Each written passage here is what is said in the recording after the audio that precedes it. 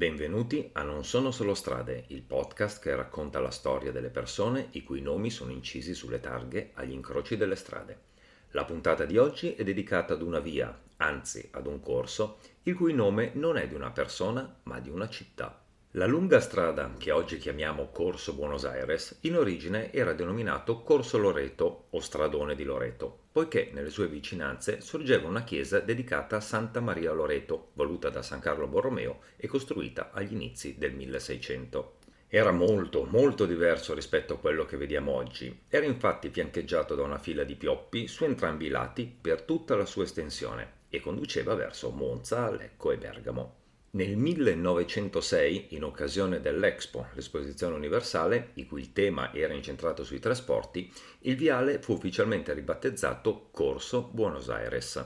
Il sindaco dell'epoca, Ettore Ponti, intendeva promuovere un'immagine più internazionale della città, commemorando la massiccia migrazione degli italiani nei paesi sudamericani. Così nacquero Piazza Argentina e Piazza Lima e il viale, Corso Buenos Aires, dedicato alla capitale dell'Argentina. Un'altra differenza rispetto ad oggi è che il corso era attraversato anche dalla ferrovia, questo fino agli anni 30, con un ponte ferroviario situato all'altezza di Viale Tunisia, che determinava anche una modifica del paesaggio urbano del viale.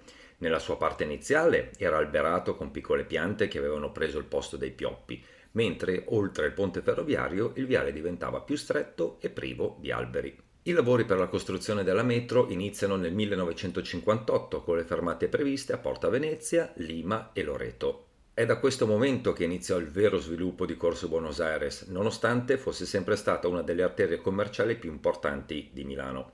Grazie alla sua lunghezza di 1600 metri, quindi oltre un chilometro e mezzo, al suo sviluppo rettilineo e alla varietà dei negozi presenti, il corso è spesso paragonato alla Fifth Avenue di New York. Corso Buenos Aires oggi lo conosciamo tutti, la presenza dei marchi più rinomati a livello internazionale è aumentata tanto al punto che tutta l'area è stata definita il più grande centro commerciale all'aperto d'Europa.